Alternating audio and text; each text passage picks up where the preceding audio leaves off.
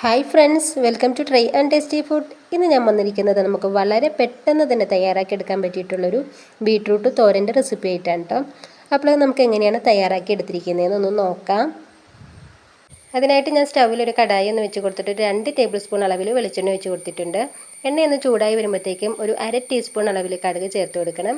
പിന്നെ ഒരു 3-4 വറ്റൽമുളക് കൂടി ഒന്ന് ചേർത്ത് കൊടുത്തിട്ട് ഇതൊക്കെ നല്ലതുപോലെ ഒന്ന് മൂത്ത് വരുന്ന ടൈമിൽ നമുക്കിതിലേക്ക് നമ്മുടെ ഈ തോരനിലേക്ക് ആവശ്യമായിട്ടുള്ള പച്ചമുളക് ചേർത്ത് കൊടുക്കാം. ഞാൻ മുളക് പൊടി അല്ലാത്ത ഈ തോരനിൽ ചേർക്കുന്നത് പച്ചമുളകാണ്. പച്ചമുളക് ഒന്ന് വഴന്ന് വന്നു കഴിയുമ്പോഴത്തേക്കും നമുക്കിതിലേക്ക് നല്ലതുപോലെ കനം കുറച്ചിട്ട് കൊത്തി എരിഞ്ഞ് വെച്ചിരിക്കുന്ന ബീട്രൂട്ട് ഒന്ന് ചേർത്ത് കൊടുക്കാം.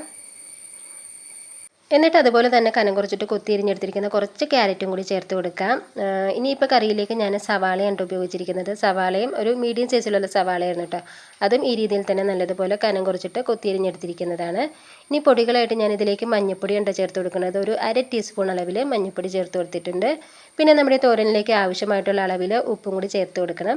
ഞാനിപ്പോൾ 1 ടീസ്പൂൺ അളവിലാണ് ഉപ്പ് ചേർത്ത് കൊടുത്തിരിക്കുന്നത്. പിന്നെ കുറച്ച് കറിവേപ്പിലയും കൂടി നമുക്ക് ചേർത്ത് കൊടുക്കാം. അതിനുശേഷം നമ്മുടെ തോരനിലേക്ക് കുറച്ച് തേങ്ങ ചിരകിയതും കൂടി ചേർത്ത് കൊടുക്കാം.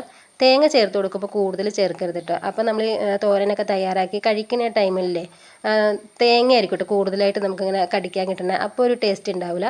തേങ്ങ അപ്പോൾ കുറച്ച് അളവിൽ ചേർത്ത് കൊടുത്താൽ മതി.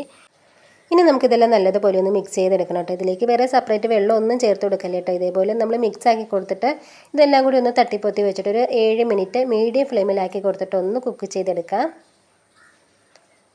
എന്നിട്ട് ഇതൊന്ന് തുറന്ന് നോക്കിയിട്ട് വീണ്ടും ഒന്ന് മിക്സ് ആക്കി കൊടുത്തിട്ട് ഒരു 5 മിനിറ്റും കൂടി ഒന്ന് കുക്ക് ചെയ്യണേ. അപ്പോഴേക്കും നമ്മുടെ ടേസ്റ്റി ആയിട്ടുള്ള മെഴുക്ക് പുരട്ടി ഇവിടെ റെഡി ആയിട്ടുണ്ടാവും.